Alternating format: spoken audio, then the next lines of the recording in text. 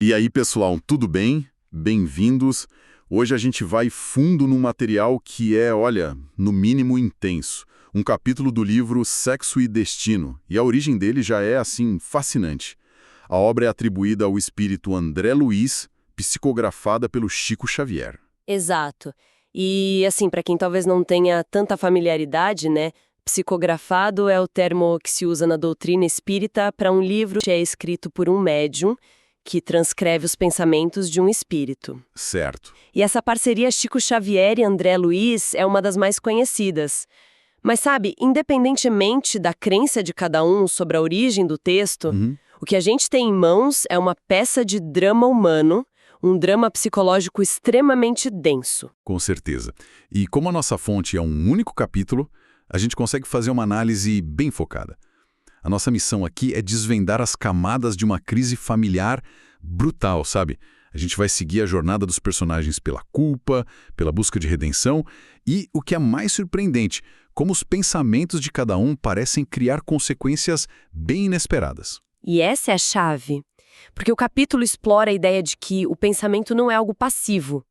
Ele é uma força ativa.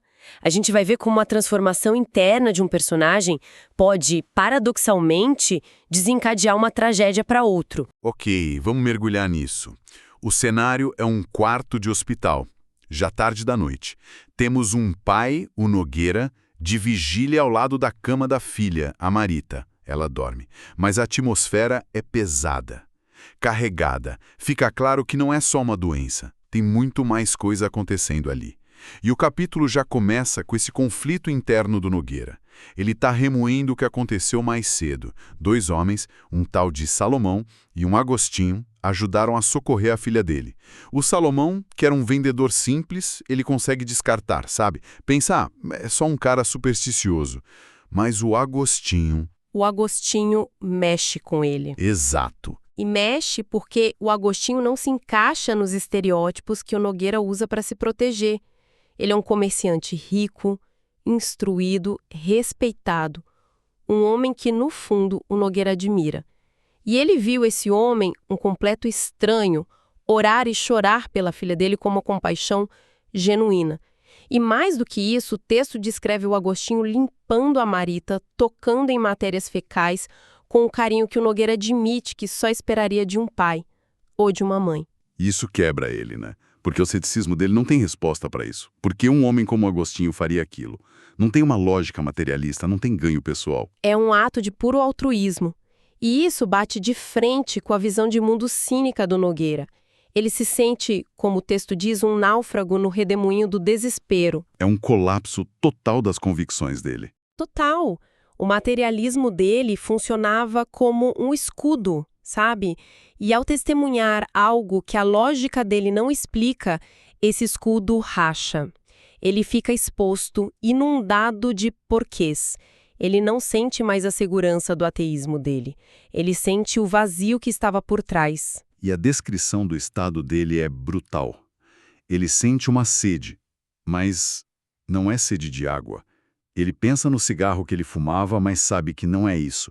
É uma fome de companhia, de fé, de algum sentido. Ele se olha no espelho e não vê um pai zeloso. Ele se vê como um réu em vigília, enquanto a filha dorme na paz das vítimas. Nossa, essa imagem é muito forte. É uma autoacusação muito poderosa. Ele mesmo se define como um enfermo da alma. E esse reconhecimento é o primeiro passo, né? Ele para de projetar a culpa e assume tudo. É o fundo do poço, mas é também o único lugar de onde ele poderia começar a subir. E é nesse ponto que ele sente um impulso que a narrativa diz que é uma sugestão espiritual, para pegar um livro que o Agostinho tinha deixado lá. No começo ele até resiste. A cabeça dele está a mil, ele não consegue se concentrar. Mas a inquietação é tanta que ele acaba cedendo. E aí acontece a virada. A virada total. Ele abre o índice do livro, meio sem esperança, e um título salta aos olhos. Caridade para com os criminosos. O texto diz que isso o atinge como uma gazua de fogo, uma chave que arromba a consciência dele. Criminosos. Porque é exatamente assim que ele se vê, não é? Na cabeça dele, ele não é só um pai que errou. Ele se enxerga como um estuprador, um filicida, o responsável por levar a filha à loucura e à beira da morte. Ele se sente um monstro. Exatamente. E por isso, ele espera que o capítulo vá condená-lo. Ele se prepara para ler uma sentença, um sermão, que vai confirmar o quão terrível ele é. Mas não é nada disso. É o completo oposto. O texto não fala em punição, fala em brandura. Não fala em julgamento, fala em entendimento. Pede tolerância e preces para os que sucumbem na voragem do mal. E isso o desconcerta. Em vez de um juiz, ele encontra um abraço. A tal cidadela do ateísmo dele, como diz a fonte, finalmente desmorona. As palavras são descritas como torrentes de água pura para alguém morrendo de sede no deserto. É uma libertação. E ele lê por 4 horas seguidas, até as 2 da manhã. E nesse processo, ele não está só se consolando. Ele está absorvendo um sistema de pensamento completamente novo. Conceitos como reencarnação, a existência de outros mundos, a ideia de que a fé é uma força real. Tudo isso entra na mente dele pela primeira vez. Ele se sente como uma criança no colo da mãe, né? Finalmente seguro para questionar, para sentir. Mas essa mudança, ela não parece um pouco, sei lá, rápida demais?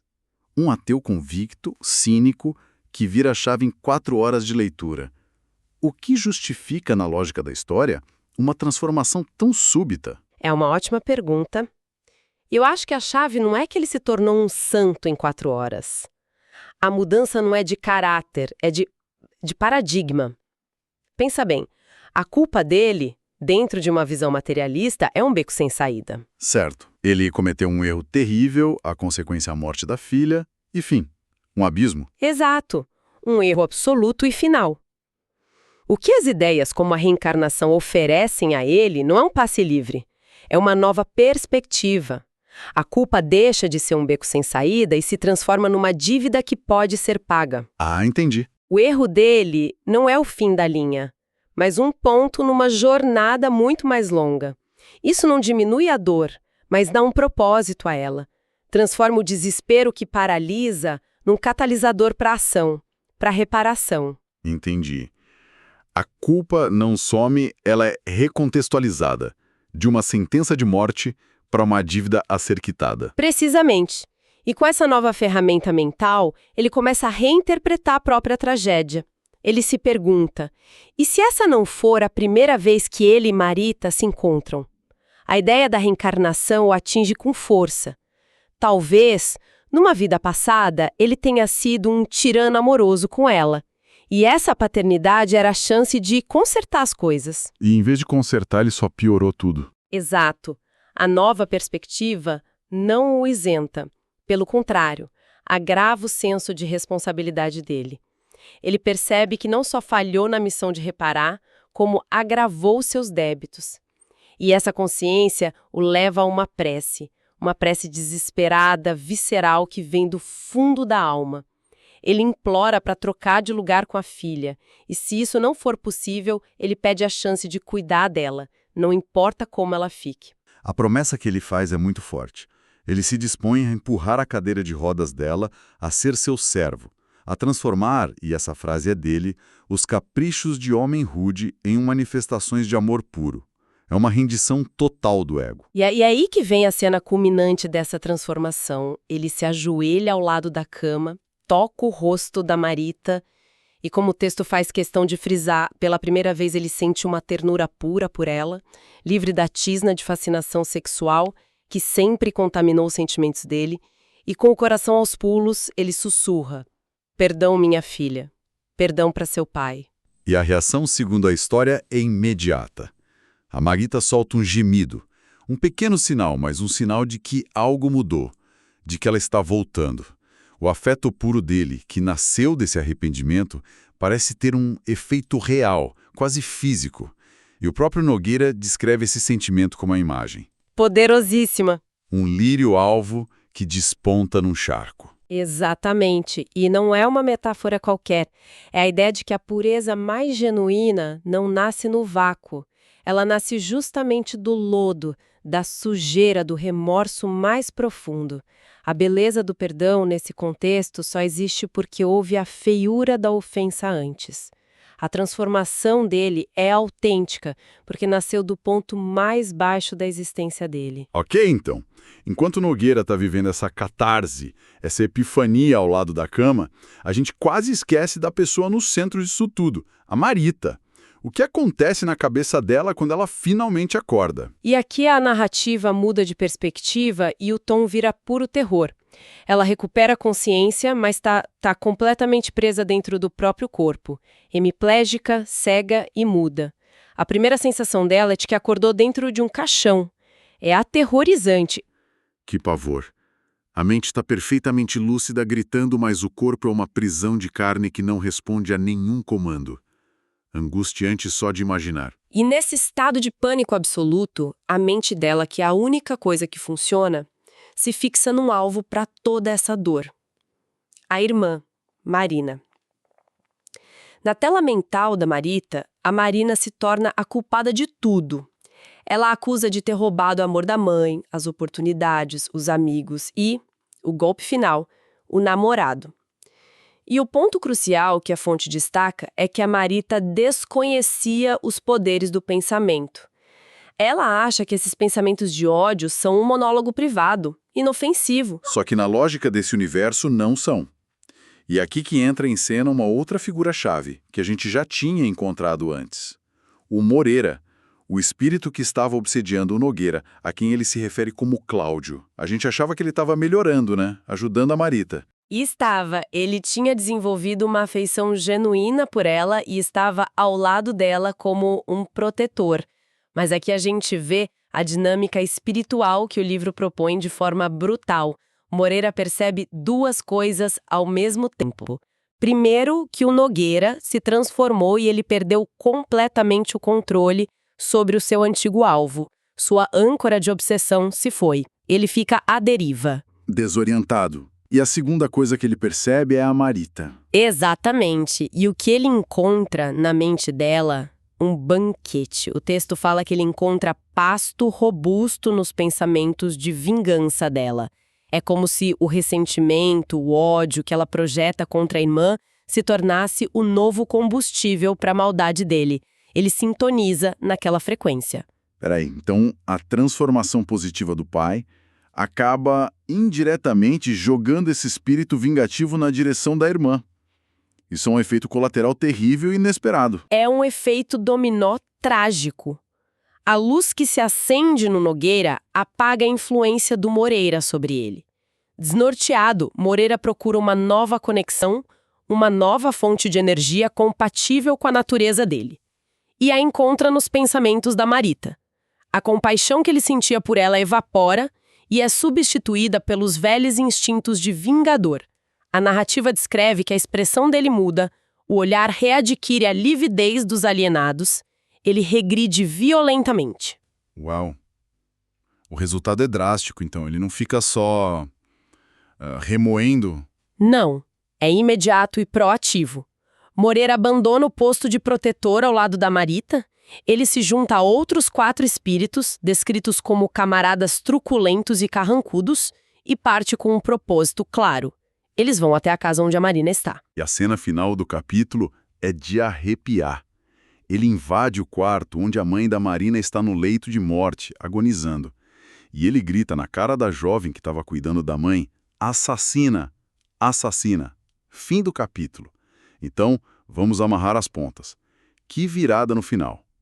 De um lado, a gente tem a jornada de um homem, Nogueira, que vai do fundo do poço do egoísmo, da culpa, e através da dor e de uma leitura, ele inicia uma profunda transformação.